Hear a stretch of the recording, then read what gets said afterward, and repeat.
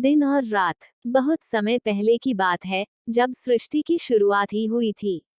दिन और रात नाम के दो प्रेमी थे। दोनों में खूब गहरी पट थी, पर दोनों का स्वभाव बिल्कुल ही अलग अलग था। रात सौंदर्य प्रिय और आराम पसंद थी, तो दिन कर्मठ और व्यवहारिक। रात को ज्यादा काम करने से सख्त नफरत थी, और दिन काम करते न थकता था।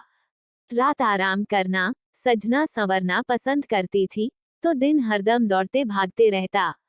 रात आराम से धीरे धीरे बादलों की लटों को कभी मुंह पर से हटाती, तो कभी वापस उन्हें फिर से अपने चेहरे पर डाल लेती।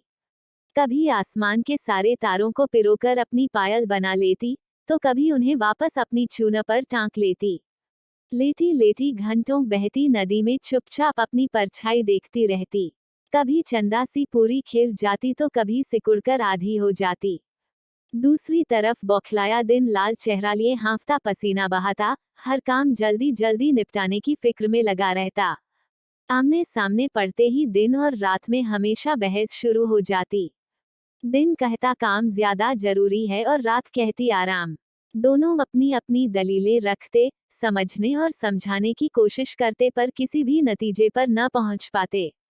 जान नहीं पाते कि उन दोनों में आखिर कौन बड़ा है, गुणी है, सही है या ज्यादा महत्वपूर्ण है। हारकर दोनों अपने रचयिता के पास पहुंचे। भगवान ने दोनों की बातें बड़े ध्यान से सुनी और कहा कि मुझे तो तुम दोनों का महत्व बिल्कुल बराबर का लगता है, तभी तो मैंने तुम दोनों को ही बनाया और अपनी सृष्टि में बराबर का आधा आधा समय दिया। गुण अवगुण कुछ नहीं, एक ही पहलू के दो दृष्टिकोण हैं। हर अवगुण में गुण बनने की क्षमता होती है। पर रात और दिन को उनकी बात समझ में न आई, और वहीं पर फिर से उनमें वही तू मैं शुरू हो गई।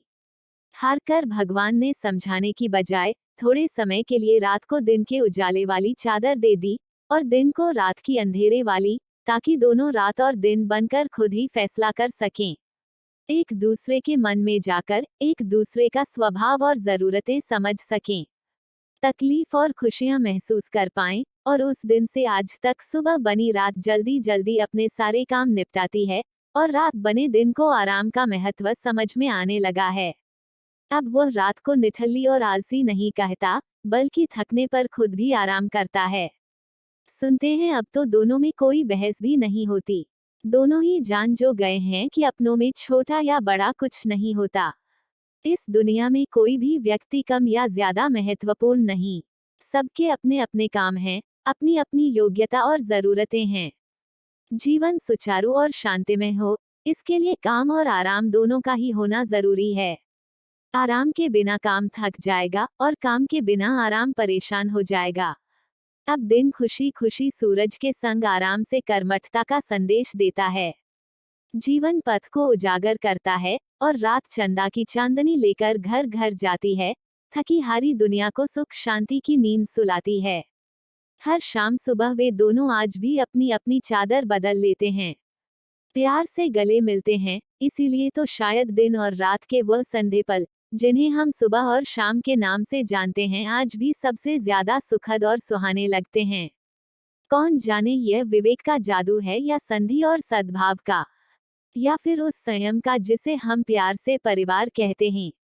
शायद सच में अच्छा बुरा कुछ नहीं होता, प्यार और नफरत बस हमारी निजी जरूरतों का ही नाम है। बस हमारी अपनी परछाइयां हैं। पर अगर कोण बदल लो तो परछाइयां भी तो घट और बढ़ जाती हैं। तभी तो हम और आप उनके बच्चे, जो यह मर्म समझ पाए, अपने पूर्वजों की बनाई राह पर आज तक खुशी खुशी चलते हैं।